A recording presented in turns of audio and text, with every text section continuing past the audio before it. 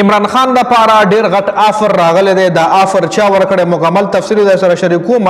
خو بل د شهباز شریف حکومت تلو والا دی په کومه خبره باندې د اسلام آباد ډي چوک ملکبا حکومت باندې راوغورځېده. حکومت په اسټابلیشمنټ باندې راړی، اسټابلیشمنټ په حکومت راړی. حکومت د اسلام آباد ډي چوک سانحه په اسټابلیشمنټ ورچي، اسټابلیشمنټ په حکومت ورچي. انټرنیشنل میډیا باندې هم د علیما خان یو انټرویو راغلی دا چې ډیر غټ بیان جاری کړی دی. الیمین ګنډاپور هغه کارکون سره ملاقات کړی دی کوم چې په ډي چوک کې کنټینر نه د اهلکارو راغورځول او آرمي والو یا رینجر والو هغه چې کنټینر نه کم سړی راغورځول او دغه الیمین ګنډاپور سره ملاقات شوی دی. وزیر اعظم شهباز شریف د سعودي عرب ولی عہد سره هم ملاقات شوی. په دغه ملاقات کې څه خبرې شوې دي دا ټول تفصيلات در سره په دې ویډیو کې شریکوم. ویډیو په خپل هم مکمل وګورئ او مخکې ملګرو سره ضرور شریک کړئ.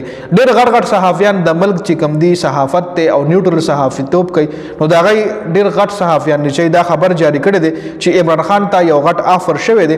عمران خان ته ویل شوی دی چې تا به مونږه بنګاله تشریف کړو او ته سټایم د پرازان خاموش کا حکومت خلاف په هیڅ قسم بیان نه ورکې. بیا به مونږ یو قومي حکومت جوړ کو چې په دغه حکومت کې به مونږ د ټولو پاټو کسان ورواچو، د ستا د پی ټی آی کسان به پکې هم ورواچو، وزارتونه به ولورکو او د دغه حکومت وزیر اعظم به بلاول بوټو وي. دا وی عمران خان ته یو بل آفر ورکړل شوی دی. بلاول بوټو سره د فیصل واړه ملاقات هم روانې دي. فیصل واړه مولانا صاحب سره ملاقات کړي، بیا بلاول بوټو سره هم ملاقات شوي کې دي شوم په دې پلاننګ باندې س نظر ثاني کوي. او کچره اوس د عمران خان دا هم ویل شوی کچره ته نه غواړي یا نور پټای نه غواړي چې بلاول بوټو دی وزیر اعظم وي نو بیا موږ یو داسې سړی وزیر اعظم کو چې هغه نیوټرل سره وي، هغه سیاست سره تعلق نه وي. موږ به یو غیر سیاسي سړی روشت کو به د ملک وزیر اعظم کو. خو اوس سوال دار چې آیا عمران خان به دا ډیل ته آفر دا ډیل چې کوم ولا شوی دا آفر چې ولا کم شوی دا به عمران خان قبول کی کنه. زما پوینټ اف ویو سره به عمران خان دا آفر ځکه نه قبلای ځکه دا آفر عمران خان سره په الیکشن کې هم دا آفر عمران خان ته ورکړل شو. عمران خان پټای چې کله سټونو غټل نو عمران خان ته وی چې ته او بلاول بوټو دی یو ځای شي زرداری دی یو ځای شي او تاسو حکومت جوړ کړئ.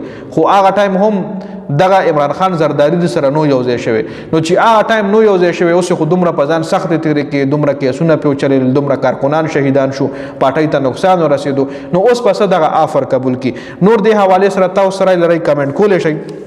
بل طرف ته حکومت اور اسټابلیشمنٹ تروزه ترمن زروس تروزه دوری راترو ولدا پټی چوک سانحه باندې حکومت په اسټابلیشمنٹ باندې الزام لګی چې د کې اسټابلیشمنٹ انوالو دی اور اسټابلیشمنٹ په حکومت باندې الزام لګی چې دا هر څه حکومت کړی دی. جی بل طرف ته علیما خان هم انټرنیشنل میډیا ته یو انټرویو ورکړی دا چې په دغه انټرویو کې علیما خان نه یو سوال وشو چې ستاسو په پټای باندې ګولای او چری دي د ستاسو په پټای کې څه صورت حال چ روان دي د دې ذمہ دار څوک دي.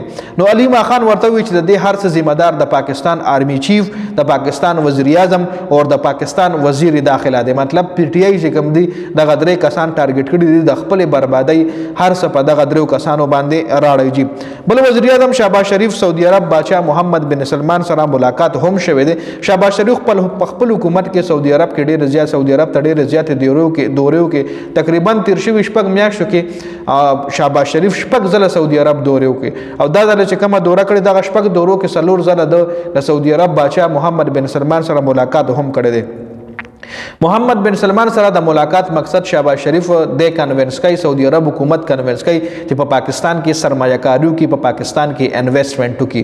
خو کتا سو وګورئ د حکومت کې د شهباز شریف د حکومت کې او کله چې عمران خان جیل ته تللی دی نو پاکستان کې د نورو ملکونو سرمایه کاری تقریبا چې ختمه شوې ده او کوم ملکونو چې سرمایه کاری کړي ونه هغه هم بوري بستر بند کړو چلے گئے ہیں ايوم خپل سوچت کړي دی او پاکستان پرې ضروره نو لګي خو نه چې په دې حالاتو کې چې په ملک یو سیاسي استحکام نوي په ملک امن نوي نو هغه ملک بیا سیاسي استحکام ډیر زیات ضروری دی. چې یو ملک سیاسي استحکام نوي نو هغه ملک بیا اسټابلیشمنٹ نه سوري هغه ملک بیا د نورو ملکونو چې کم انویسټران وي یا انویسټمنٹ وي هغه بیا نه کیږي. جی خبر الیمین ګنډاپور چې په ډي چوک کې کومه سانحه شوی هغې نه مخکې په کنټینر باندې یو الکو چې هغه مونځ کولو دغه الک د منډې بهاودین نه تعلق لرلو طاهر عباسي د نوم چې د مونځ کولو مونځ نه پس هغه رینجر اهلکار ورغله وغلی د کور کا کنټینر نه راوغورځولو نو په سی ام هاوس کې الیمین ګنډاپور هغه طاهر عباس سره ملاقات کړی دی.